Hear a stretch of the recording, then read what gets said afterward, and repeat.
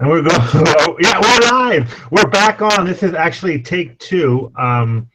This is take two. Take one didn't work so well, so we did two. No. Take two. Hello, everybody. Welcome to Jan and Jeff, number 53, I believe. Hello, everybody. Hello, hello, hello, hello. And we were talking about school lunches in France.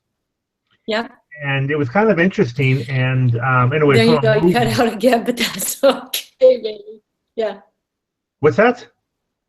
No, you just cut out a little bit, but we'll try and finish this, and then So, are your son's school lunches? Are they cooked on site? Oh God, now there's the telephone. Oh no, the telephone's ringing. I hope they won't leave a message. I believe so, but not every school. I think that's what's nuts. That's what might be misleading. It's from a movie. This movie by Michael Moore. He goes all over the world. One of the places he goes to compare, to say what America should try to do is cook fresh school lunches. Yeah, and I think they do try to here. They do try to. Yeah, it is. There is definitely. You have to make an investment, and I think what I know is that where I live, there's a lot of schools, and there's actually, I think, in the town that I live in of 12,000 people, there's 3, 4, 5, 6. 7 schools of different levels, and they're not all cooked on site. There's some schools do share a cafeteria, and they do, so they have that, and they can actually cook them and create them on site. But what was interesting, and I talked to the students and my son and stuff, is that the meal is they have a 3 or 4 course meal. Mm-hmm. You have a little starter, you have a main plate, you have cheese, and you have desserts. And that seemed to be pretty accurate, and that seems to be pretty... Yeah, just like in a restaurant. Just like in a restaurant. And the cheese, they have cheese. That's pretty, and that's really amazing that kids... I know, that is one thing. That is one thing. That is one thing that always made me laugh. The kids get camembert for lunch. They have camembert for lunch. And they have much longer too. I know that the breaks are like anywhere from an hour to 2 hour school lunch break. Not always. Yeah. Well, we're closed. The store where I work, we're closed for 2 hours. I mean, I'm lucky. There's an apartment on site behind there, and all of us go. And there's a little kitchen, and we take what we want and can heat it up. And there's a TV, so we watch the news together. And then there's actually 2 bedrooms, so we take a nap. I have the pink room. And the guys always laugh because when there's a few of them, they have to sleep together. And it's always like, who's going to go and sleep with Jan? And I'm like, no, you guys can all pile in. Nobody sleeps with Jan. But, that is great. Yeah, I'll sleep around with everybody at work. But so I think it is pretty common still 2 hours at lunch in a lot of places. Maybe not Paris, places, including schools. It's a lot of places too. Yeah. But what I always missed for my son was just the paper bag lunch. That he couldn't do that because we didn't have it. And but actually, we did go back to the States for a while when he was little, and he did. When he went to McGaw School in Seal Beach, and I'd send him off with a, the brown paper bag lunch, and I did exactly what my mother did to me. I would always give him like a half a banana, and it'd have bruises all over it. And I hated that. And I did the same thing to myself. Why I don't know. It's like, I was punished, so let's punish him. And he brings it up to this day. He said, why would you give me a bruised half a banana? I hated them all. Because that's what my mother did.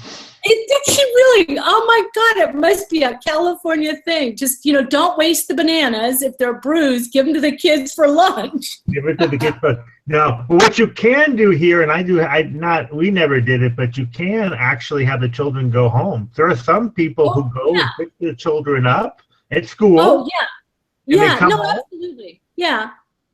No, that's true. I remember my son most of the time ate at the canteen, but there was times when he would come home for lunch. And we lived, across the river from his college. So he just had to cross this little bridge and, we lived right there on the riverbanks.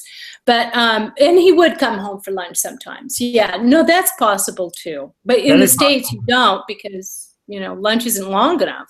Lunch isn't long enough. It's 2 hour lunches here too. Yeah. Yeah. And I also last weekend went to Burgundy, and it was a bit rainy, but actually Saturday was pretty nice. Yeah. And I looked, and because there had been in the news that there had been frost, and there was a lot of worry about the wine. Oh. And where I went, which was in the south of Burgundy, there was a little bit, Yeah. but not a lot. But the man I talked to, the winemaker that I did talk to, had said that it hasn't been a great year in terms of weather.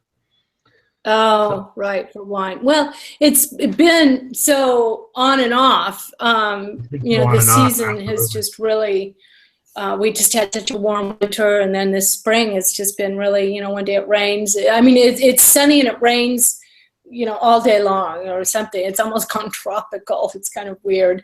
But so I can understand that. But we haven't had any frost down here, so the Côte du Rhône is safe from safe for the time. Yeah. Well, it's interesting talking to the guy. Yeah. What he said is that everything they have to produce. He was saying they really have to produce. They have to go at 100% because it's so competitive now. If they don't have anything to offer, the customer will go someplace else. Right. But they want to have the quality. They want to keep the quality as good as can be, but which is normal. Yeah, absolutely. Well, and they are, my former parents-in-law were agricultors, which means they had peach trees. Yeah, farmers. And, it was just always, every year was, they were just always stressed because if you had a bit of hail in spring, then all the peaches were just, damaged that season. But the government, they do get money from the government when they don't have a good year. The government takes pretty good care of the farmers. I don't know why they complain so much. Well, they want to keep what they have, I guess. But and also yesterday we went to the first Burgundy flea markets. I went to my first flea market of the year. Oh, great! How was it? Yeah, it was okay. It was all right. It's kind of the same. You almost think after a while it's kind of the same thing. People have the same thing they're selling. Yeah. The brocants are really kind of nice. I think this is my husband trying to get a hold of me. He can wait a minute. And we actually went to one last weekend too. But the actual people that do have brocante stores and all that, they're really nice. But the vide grenier, which are garage sales, you see the same crap everywhere you go, all over France, when they bring out what their grandmothers had in the attic. It's just so much. It's the same crap. I mean, and it's really crap. Some of it's not. You're emptying out. Well, I can't throw it away. Oh. I can sell it before I throw it away. I've done that too, and yeah. I mean, it's a teapot without a lid. Well, I actually tried to sell a radiator. You what? I tried to sell a radiator, and it was a brand new radiator, and I could not sell it, so I gave it to Emmaus, which is the Goodwill. The Goodwill. Yeah. And I tried to sell it. I would have taken 10 euros for the damn thing because it's heavy. Yeah, right. It was brand new because we moved into a place and they had too many. We didn't need a radiator in a location, so we removed it. I think, I can sell this. Somebody's bound to want to buy this. Yeah. So, okay. But it's interesting because 30 years ago, every time I moved internationally, which was a few times, and in between that, I was moving a lot.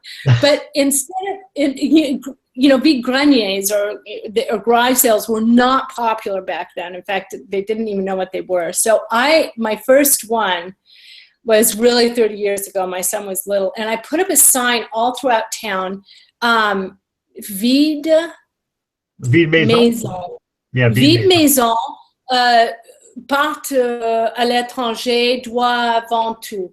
And then I gave my address, and the French were really weird about, how could you have foreigner, people that you don't know coming into your house? Well, I wasn't going to live there anymore, so I didn't. I don't care. I remember these two little old ladies coming up the stairs, and I said, well, welcome. And they said, oh, we don't know what this is, so we're curious. We're just coming to see what it is. But anyway, I wasn't going to move the bed and all the furniture. I mean, so I just sold everything as is on spot, and it was so much easier. And the French do it their way, and that's okay. It works for them. But these vide greniers, they actually have to pay to rent the space. It's not very expensive. In public. And then you have to move all, then you have to pack it all in your car and then empty it out and then repack it. So I don't do that. I've actually had 3 or 4 home sales where I just open the front door. I put up signs everywhere and open the door. And I had the last one, I had a lot of clothes. So I had a box of shoes for €1 and a box of shoes for €2 and a box for €5. And, it was easier than just putting a price tag on everything. But no, but they do those now, because I've been to a few vide maisons, and it's they're starting to do that a little bit. In fact, I bought a bunch of stuff. One guy, there was the same thing you were. They were leaving to go to Spain. And I bought for €2. Yeah. I bought a ladder. I bought this. I bought that. I still have some of the stuff. Okay. Some of the stuff I don't know that I really needed. Some of it, but for a lot of the gardening stuff I wanted. But anyway. Yeah, yeah. Well, actually, one of my last ones before Stephen and I were married, I sold my camping equipment, and he bought it. This is before we were together, and we knew each other. And he came to my vide maison, and he bought all my camping equipment. And then when we got married, we were moving in together. There in his garage, there was a box that said Shuyu, which was my former name. Camping equipment, Jan Shuyu, that we then moved into our home together.